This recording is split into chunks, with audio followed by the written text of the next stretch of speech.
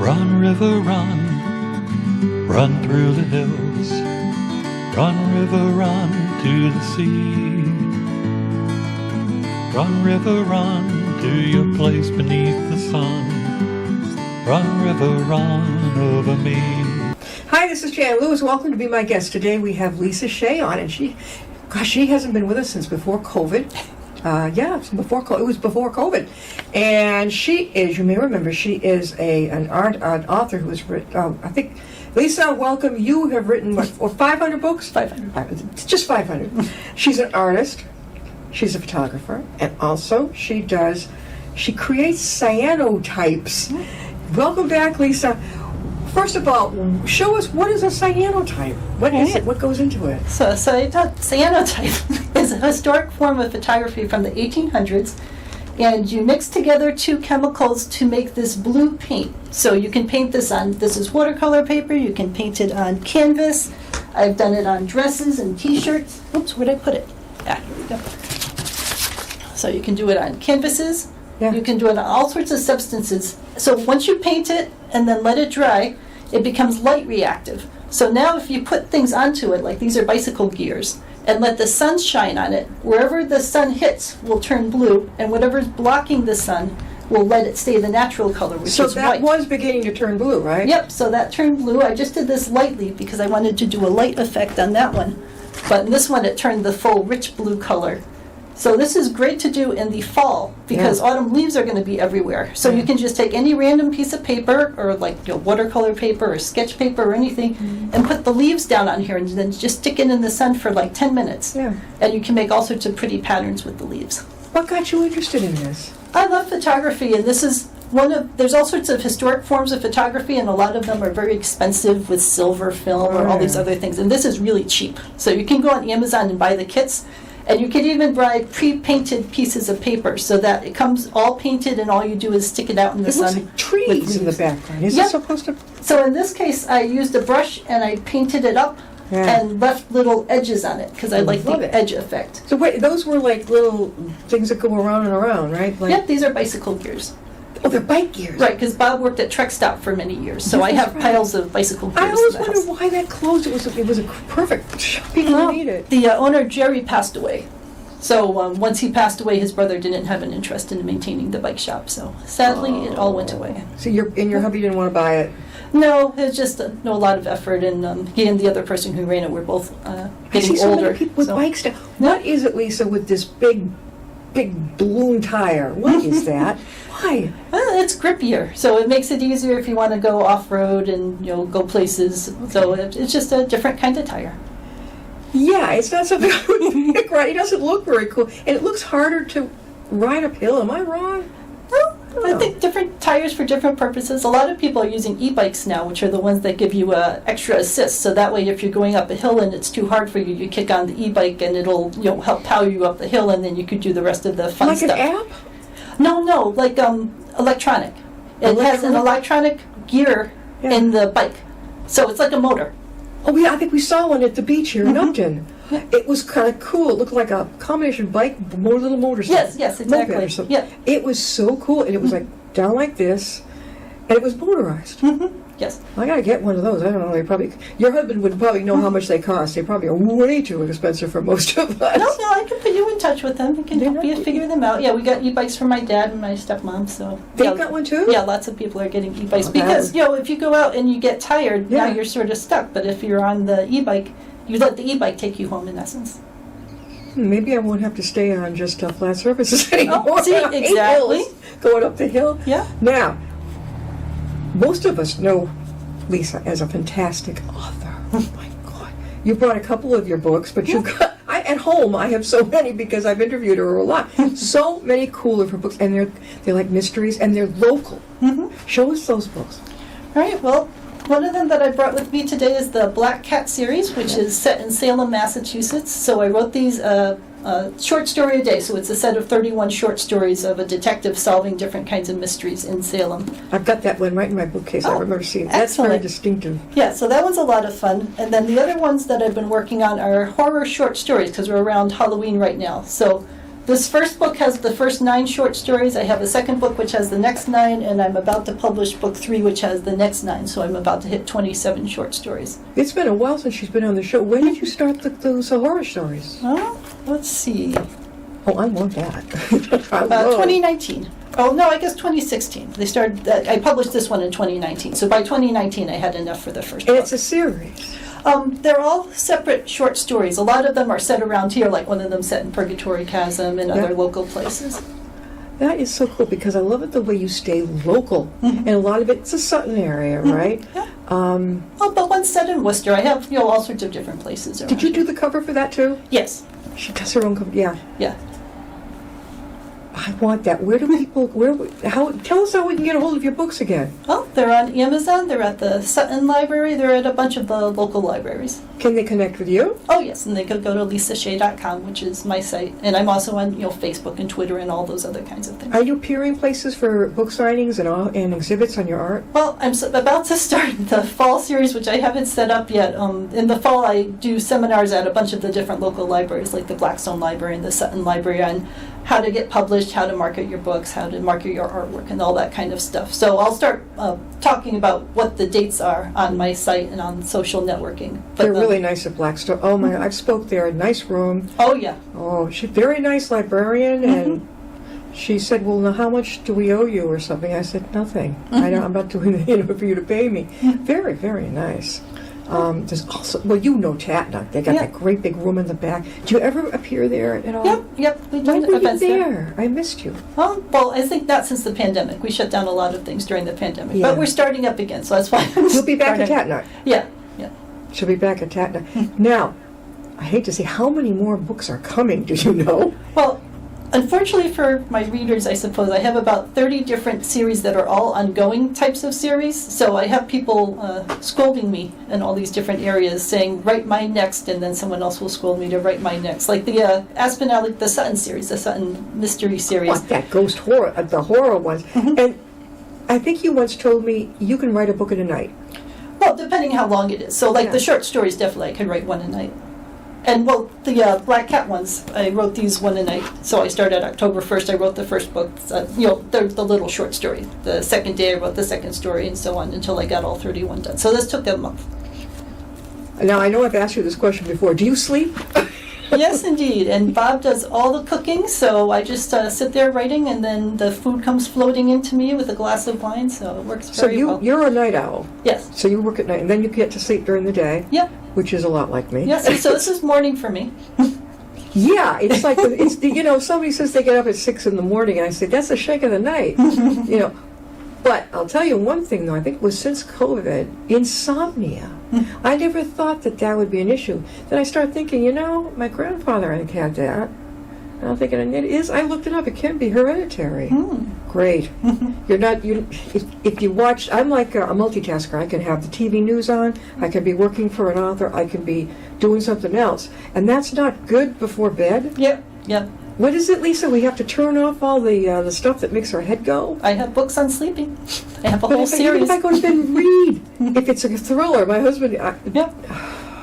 Do you find that at all? You have to be calm and quiet. Because I try to write so much, I'm very cautious about my sleep, so I try to get 8 hours a night, and I make sure the room is completely dark, that it's cool, that I've got a HEPA filter running so it has a noise canceling in essence in it. Like a noise. Yep. That's what we have, the noise.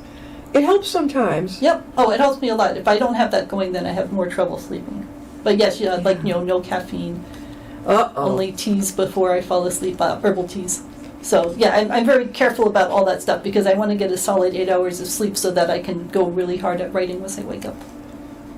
Now that's why I've been using Ovaltine with milk because, if I got that craving for that mocha flavor, because I'll give a plug to Dunkin' and Starbucks, they've got that bottled iced coffee, and I absolutely love it. But I got to stop doing that. Was it after 4 or 5 at night, Lisa? What is it? Well, I cut out all caffeine. So you did? Yes. I don't do any caffeine at all anymore because I'm shaky as it is, and it just makes it worse. And also, it won't let me sleep. So it's not the caffeine I like because I'm wide awake in the morning, but it's the taste. it's just something in it. I can't explain it, and it's hard not to have one. No, I hear you. But then within an hour, do you ever notice that you start to feel a little sick in your tummy from it, and then like a little jittery? And I'm like, oh no, but I loved it going down. Yep, yep. But that for us night owls, it's not a good idea. And I heard or read that it can last, Lisa, for like hours. I didn't know that. That's probably why. See, to 2 in the morning is nothing to me. I'll be reading or creating something. Then you're the same way. Yeah. You're the creator at night. Were you always like that? Yes. You were. Even as a kid? I think if they'd let me, I would have been too. But I've always needed 9 hours at least. What is it with some of us? We never outgrow that. The creative type or something? Or Well, that could be. But too much going on up here. I know creative people that like to wake up early, so I suppose there's all types. Your son does that too? Now, are you a multitasker? You've got your book, you're writing, you've got your art. Can you do all these things on the same morning or the same evening? Yeah, I can do them all in the same day, but when I'm working on something, like when I'm writing, I have to be really focused on writing and not have music playing or anything else bothering me, because I just get wholly absorbed in it. Well, don't forget over here. Well, you know we have the Upton Library itself has moved. Yes. So we always have that dedicated authors, local authors that actually we have them from New York now. They come in. But they bring your books over there. People, Lisa Shea, read her books because the mystery. If you're a mystery lover, you're going to love what she does. And now you've got a ghost thriller. What's your favorite thing to write? I mean, other than mystery, anything else? I think. And I have different moods, so sometimes I'm in the mood for romance and sometimes fantasy, and that's part of the benefit of having so many series going at the same time. If I'm in a romantic mood, I can go work on the romance, but if I'm in like a whodunit kind of mood, I can go work on one of my mysteries. Lisa, how can they get a hold of you? Well, go to lisashea.com or go to Facebook or Twitter or Threads or Instagram or TikTok, all of those places. TikTok too? How you do it? Lisa Shea. She is an author, an artist, a photographer, I don't see if I get this right, a Cyanotype creator. Yeah. How long have you been doing the Cyanotypes now? Oh, probably 10 years, I think.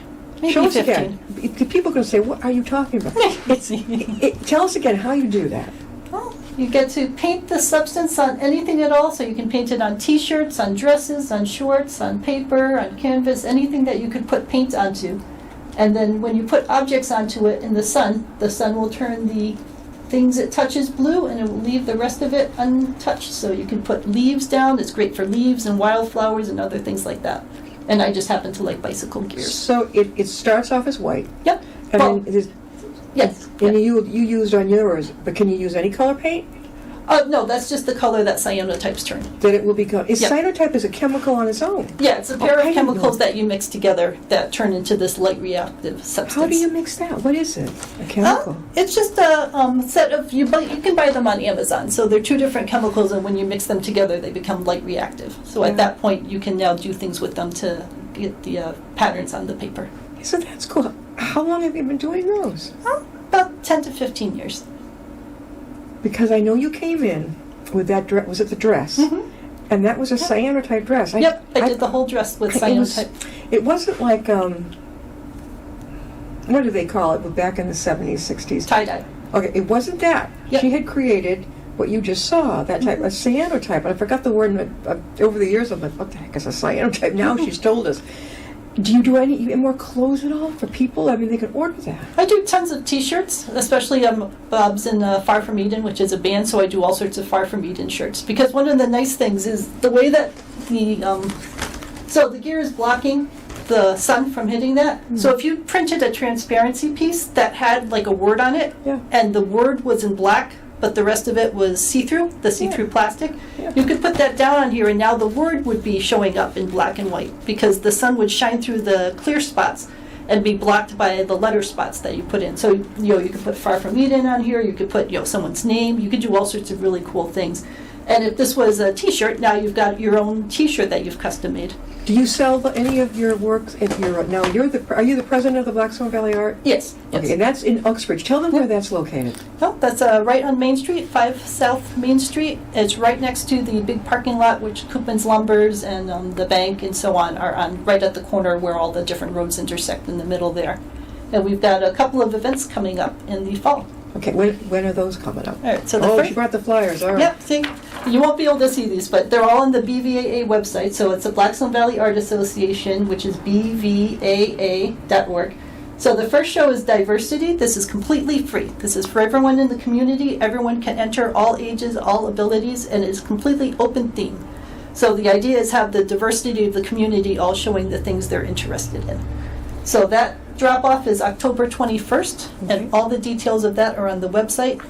So that's a great way, even if you've never done an art show or something like that before, you can put your art in and have it hanging on the wall with everyone else. Well, I know. I mean, they've got all kinds of talent in there. I mean, it isn't just one-trick pony here. I mean, everybody's welcome. I remember I fell in love with, I don't know if she told, the lady that did the little greeting cards, and they were done in watercolor with its cutest little animal creatures. That's right, Betty Havens? Does she still do it? Yep, yep. I was, for some reason, that drew me right in. It was childlike and fun. Yep, And she's still doing it. yep. I may have kept the one I bought. One or Ooh. two of them, I think. Yep, I've got some of my cats at home. She did portraits of my cats for me. Yep, so I've got them in But it's places. almost, it's not fantasy. It's like a fun way of designing it. Yeah, it's like a children's book style, I would say. Yes. Whimsical and fun. She should be an illustrator for children's books. She should, yeah. Hey, out there. Now, you've got another one coming up. Yeah, so then the second one is every fall in Uxbridge we have a Sketch Fest, which is sketching everything in Uxbridge. So that starts on September 17th and runs through October 31st.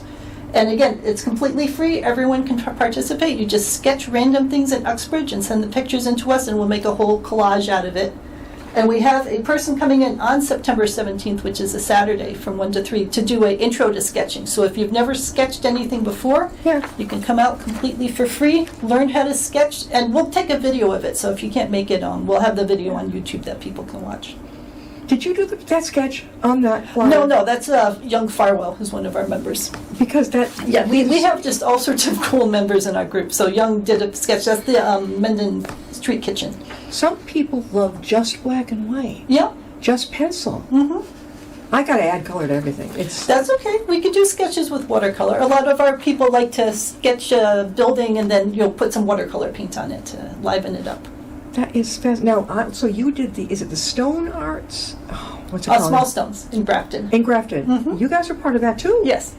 That's passed this year though, right? The deadline to submit is passed, but the actual show is going to be in October. So that'll be a couple weeks in October that they have all sorts of speakers and events and the art show itself That's at what I the saw library. Mrs. Friedwick's.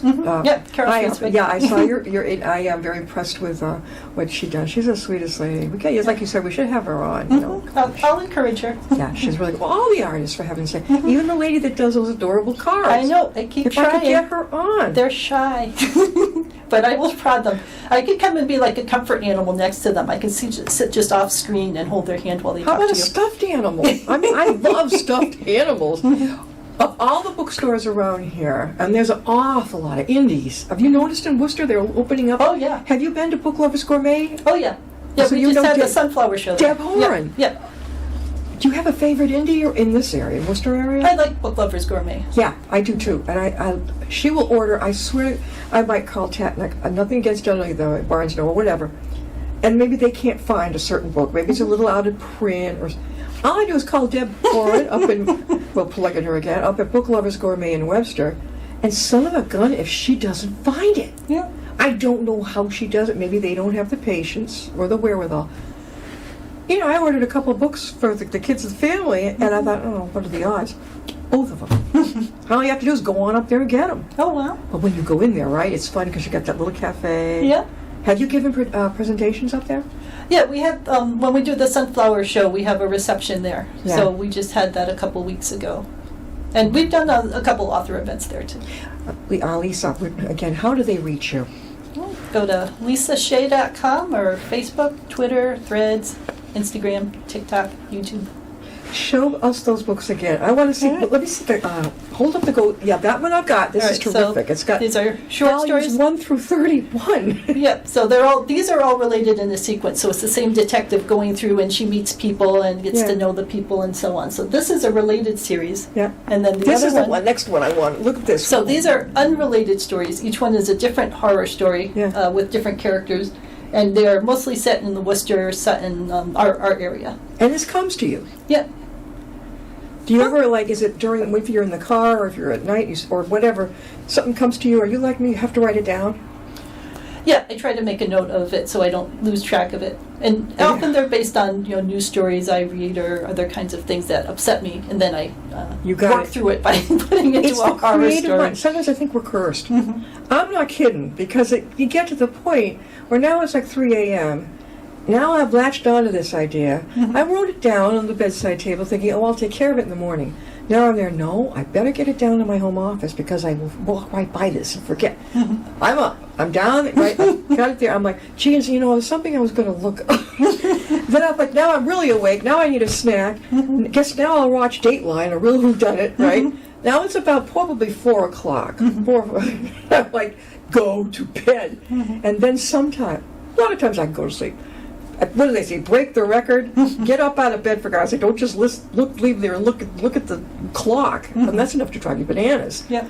Get up, change your cassette tape there, in your head. Mm-hmm. Do something different. It does work for me. Once in a while, not so much. Mm-hmm. But it can take a toll. I don't know how you do. At least you're making up for your sleep. Mm-hmm. You're doing a good job making up for it. Sometimes, if I have something planned, I can't make up for it. I think the next night, I think I can go to sleep easier. Yeah. Now, I'm going to get this again. On those horror stories. Yeah. That's the first one, right? Yes. Okay. And you're working on the more, right? Okay. I have a book 1 and a book 2, so I have 18 of my stories out in book 1. They're all out in ebook form, so you can get them one at a time, and I'm about ready to finish the next set of 9 so that I can make the 3rd paperback book. See, that's how I don't want a machine. Yeah, I don't want that's to read fine. it like this. I want to hold it and smell it and everything. Okay. I don't understand. I mean, why would I want to just go like, I want to look at it, I want to read about my author on the back, usually the picture, I want to feel it, and I want to go through the pages, I want to underline maybe what she wrote or he wrote so we can talk about it.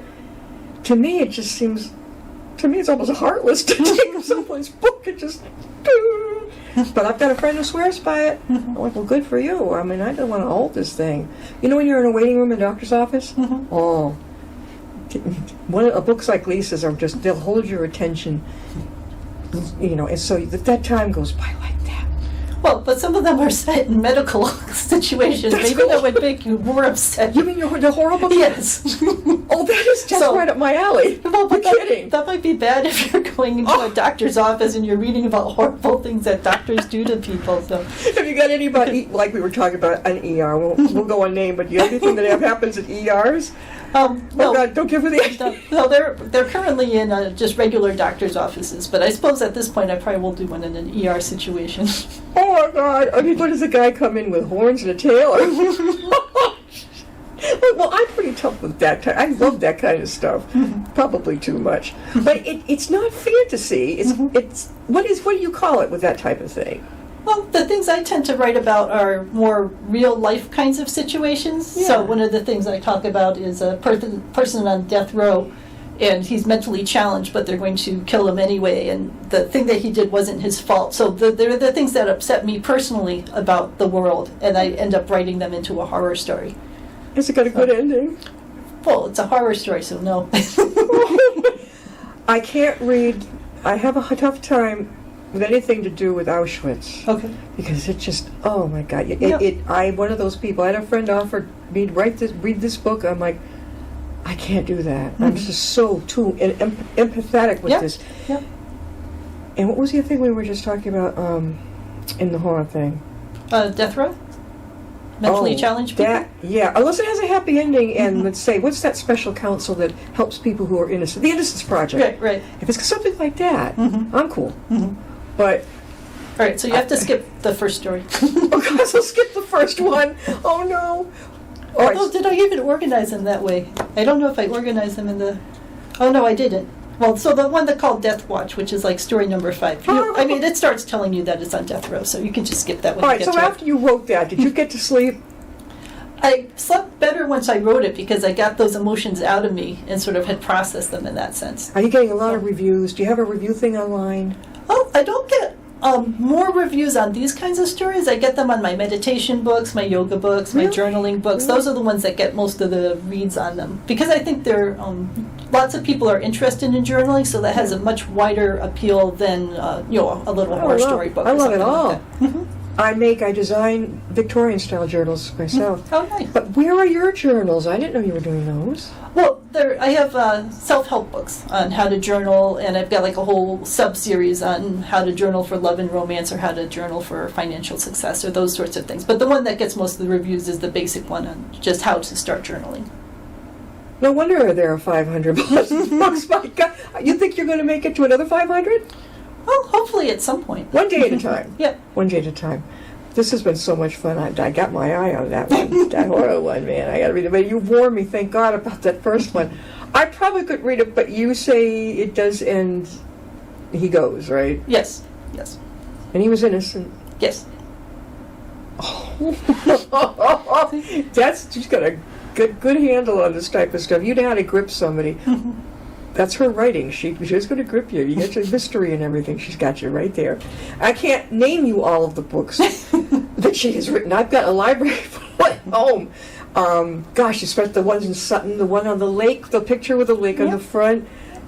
We've got to wrap this up. I'm being told by Paul that you had better end it, or, I'm betting the guillotine. Speaking of horror shows, God, do you think you'll have the next one done before Halloween? Yes, that's my goal.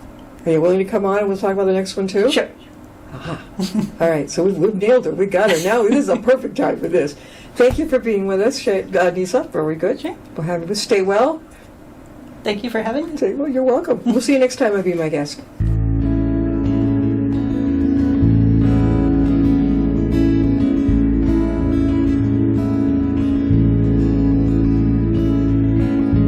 Riding on a shooting star,